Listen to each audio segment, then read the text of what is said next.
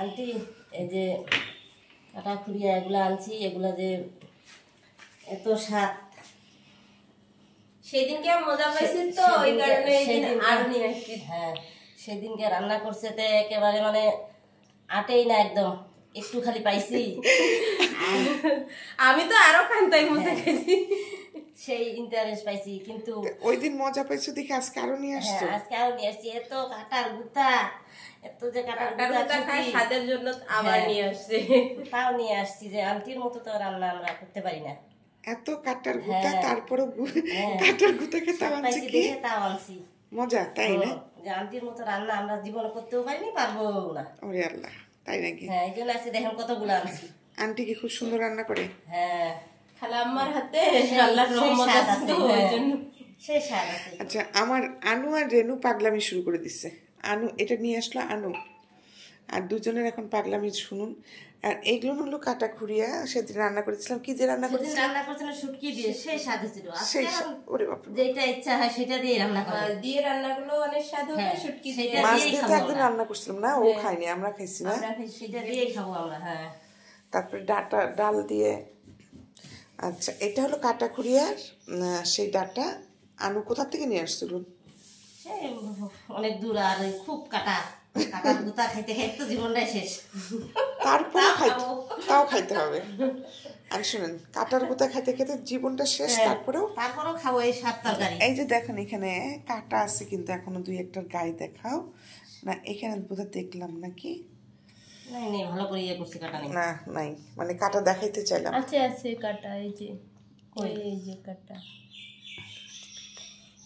যাই হোক, এটা অনেকে চেনেন আপনারা যে কাটা গাছের যে ডাটা, সেটা তো অরিজিনাল এমনি ডাটার চেয়ে কিন্তু এটা অনেক বেশি স্বাদ না? হ্যাঁ, অনেক স্বাদ। এমনি ডাটা কিন্তু আসলে এত এমনি দাদা এত স্বাদ হয় না, কিন্তু এটা তো আমরা আগে খাইতে জানতাম না, কিন্তু আপনার কাছে খাইয়ে যে মজা পাইছি, এখন গ্রামে আর এগুলো হইতেই দিব না। প্রতিদিন খালি তুলবো আর খাবো। আচ্ছা, আর দুবার খাবার, আমি যতদিন বেঁচে আছি আমাকেও খাওয়াবা। হ্যাঁ, এখানে নিয়ে আসবো যেভাবেই হোক। তো সবাই ভালো থাকবেন। দেখি এটা কিভাবে রান্না করি আনু আর রেনুর জন্য।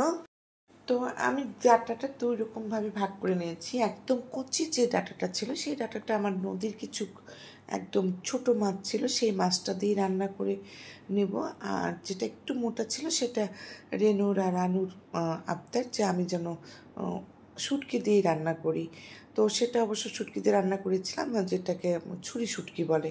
তো এখানে কিন্তু কাঁচামরিচ, পেঁয়াজ, হলুদ, লবণ, একটু সামান্য একটু মরিচের গুঁড়া, তেল দিয়ে ভালো করে আনু মানে রেনু ভালো করে মাখিয়ে নিল চটকিয়ে। তারপরে একটু ছোটো আলুগুলো এইভাবে কেটে দিয়েছিলাম, সেটা দিলাম।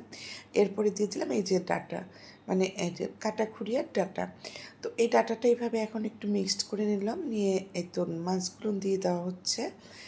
আনুকে বললাম যে সুন্দর করে মাখো। আমি আনু তো অনেক কষ্ট করে ডাটাগুলো নিয়ে আসলো, তো আমি রান্না করব, তো তুমি কি করবো? সে বলল যে আমি তো কেটে বেছে দিলাম, এবারকার ডাটাটা সে কেটে বেছে দিয়েছে। তো একটু ভালো করে মাখিয়ে নিয়ে পরিমাণ মতন পানি দিয়ে চড়িয়ে দিলাম। দেখুন কালারটা কিন্তু অসাধারণ লাগছে। ক্যামেরায় খুব একটা ভালো লাগছিল না, মনে হচ্ছিল হলুদটা বেশি, কিন্তু না, একদম সবুজ, মানে হলুদ সবুজ মিক্সড, এত পারফেক্ট, অসাধারণ লেগেছে। আর এই যে এখন দিয়ে দিচ্ছে আমার সবচেয়ে ফেভারিট জিনিস, সেটা হলো রাঁধুনির পাতা। এই রাঁধুনির পাতা আপনারা কে মাছের সাথে খেতে ভালোবাসেন বা খেয়ে থাকেন অবশ্যই জানাবেন আমাকে, কারণ এটা দিয়ে আলুর ডাল খেতে বা আলুর ডাল, ডিম, তারপরে এরকম ছোটো মাছের সাথে খেতে কী যে ভালো লাগে, সেটা হয়তো আমাদের দক্ষিণবঙ্গের মানুষ বেশি খায়, উত্তরবঙ্গের মানুষ অবশ্য খায় না। তো সবাই ভালো থাকবেন। কেমন লাগলো ভিডিওটা জানাবেন। সবার জন্য শুভকামনা। আল্লাহ হাফিজ।